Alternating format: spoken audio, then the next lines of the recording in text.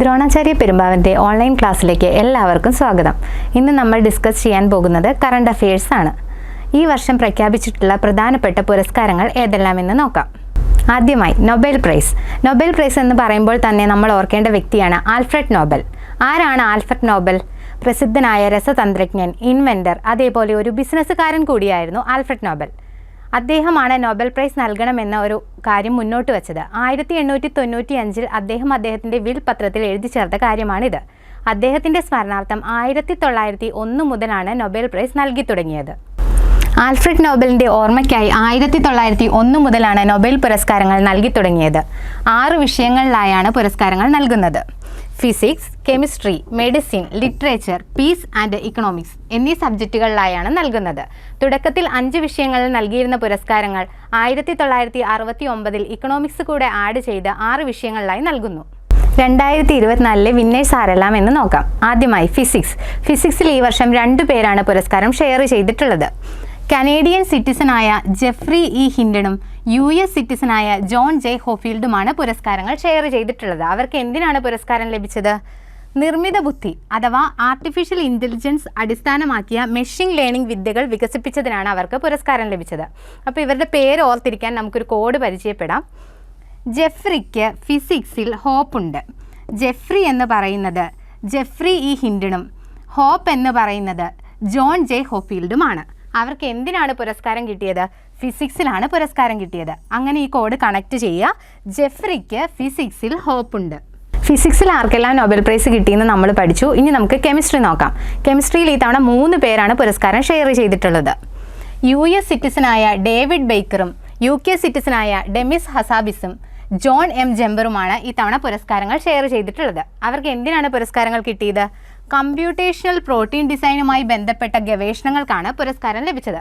അപ്പോൾ ഇവരുടെ 3 പേരുടെയും പേര് ഓർത്തിരിക്കാനായിട്ട് നമുക്കൊരു കോഡ് നോക്കാം. David has a chemistry with John. David എന്ന് പറയുന്നത് ഡേവിഡ് ബേക്കറും ഹാസ് എന്ന് പറയുന്നത് ഡെമിസ് ഹസാബിസും ജോൺ എന്ന് പറയുന്നത് ജോൺ എം ജെമ്പറുമാണ്. ഇവർക്ക് ഏത് സബ്ജക്റ്റിനാണ് പുരസ്കാരം ലഭിച്ചത്? അവർക്ക് കെമിസ്ട്രിയിലാണ് പുരസ്കാരം കിട്ടിയത്. അങ്ങനെ ഈ കോഡ് കണക്ട് ചെയ്യുക. David has a chemistry with John. മെഡിസിനിൽ ആർക്കെല്ലാമാണ് നൊബേൽ പ്രൈസ് ലഭിച്ചതെന്ന് നോക്കാം. ഈ തവണ 2 പേരാണ് മെഡിസിനിലെ പുരസ്കാരം ഷെയർ ചെയ്തിട്ടുള്ളത്. 2 പേരും USA-കാരാണ്. ഗാരി റുക്കിൻ, വിക്ടർ ആംബ്രോസ് എന്നീ 2 വ്യക്തികളാണ് നൊബേൽ പ്രൈസ് ഷെയർ ചെയ്തിട്ടുള്ളത്. അവർക്ക് എന്തിനാണ് പുരസ്കാരം ലഭിച്ചത്? മൈക്രോ RNA കണ്ടെത്തലിനാണ് ഇരുവർക്കും നൊബേൽ പ്രൈസ് ലഭിച്ചത്. അപ്പോൾ ഇവരുടെ പേരുമായിട്ട് കണക്ട് ചെയ്ത് ഒരു കോഡ് പറയാം. നോക്കുക. മൈക്രോ RNA കണ്ടെത്തി ഗാരി വിക്ടറി നേടി. മൈക്രോ RNA എന്ന് പറയുമ്പോൾ തന്നെ ഓർക്കുക, ഇത് മെഡിസിനുമായി റിലേറ്റഡ് ആണ്. അതേപോലെ ഗാരി എന്ന് പറയുമ്പോൾ ഗാരി റൂക്കിനും വിക്ടറി എന്ന് പറയുമ്പോൾ വിക്ടർ ആംബ്രോസുമാണ് വരുന്നത്. അപ്പോൾ കോഡ് എന്താ? മൈക്രോ RNA കണ്ടെത്തി ഗാരി വിക്ടറി നേടി. അടുത്തതായി വരുന്നത് ലിറ്ററേച്ചറിലെ നൊബേൽ പ്രൈസ് ആണ്. ലിറ്ററേച്ചറിൽ ഈ തവണ കിട്ടിയിട്ടുള്ളത് സൗത്ത് കൊറിയക്കാരിയായ ഒരു വ്യക്തിക്കാണ്. ഹാൻ ക്യാങ് എന്ന് പറയുന്ന വ്യക്തിക്കാണ് പുരസ്കാരം ലഭിച്ചിട്ടുള്ളത്. അപ്പോൾ അത് ഓർത്തിരിക്കാനായിട്ട് എന്താ ചെയ്യേണ്ടതെന്ന് വെച്ചാൽ, നമ്മൾ സാഹിത്യമൊക്കെ എഴുതുന്നത് എന്തുകൊണ്ടാണ്? കൈ വെച്ചിട്ടാണ് നമ്മൾ സാഹിത്യം എഴുതുന്നത്. അപ്പോൾ കൈക്ക് എന്താ പറയുന്നത്? ഹാൻഡ് എന്ന് കണക്ട് ചെയ്ത് ഹാൻ ക്യാങ് ഓർക്കുക. അപ്പോൾ സാഹിത്യം എഴുതുന്നത് കൈ വെച്ചിട്ടാണ്. ലിറ്ററേച്ചറിൽ ഈ തവണ നൊബേൽ പ്രൈസ് ലഭിച്ചിട്ടുള്ളത് ഹാൻ ക്യാങ്ങിനാണ്. അദ്ദേഹം സൗത്ത് കൊറിയക്കാരിയാണ്. സമാധാനത്തിൽ ആർക്കൊക്കെയാണ് നൊബേൽ പ്രൈസ് ലഭിച്ചതെന്ന് നോക്കാം. ഈ തവണ ഒരു സംഘടനയ്ക്കാണ് നൊബേൽ പ്രൈസ് ലഭിച്ചിട്ടുള്ളത്. നിഹോൺ ഹിഡാൻക്യോ എന്ന ജാപ്പനീസ് സംഘടനയ്ക്കാണ് പുരസ്കാരം ലഭിച്ചത്. ഹിരോഷിമ നാഗസാക്കി ന്യൂക്ലിയർ ബോംബ് ദുരന്തത്തെ അതിജീവിച്ചവരുടെ ജാപ്പനീസ് സംഘടനയാണ് നിഹോൺ ഹിഡാൻക്യോ. അടുത്തതായി നമുക്ക് ഇക്കണോമിക്സിൽ ആർക്കെല്ലാമാണ് പുരസ്കാരം ലഭിച്ചതെന്ന് നോക്കാം.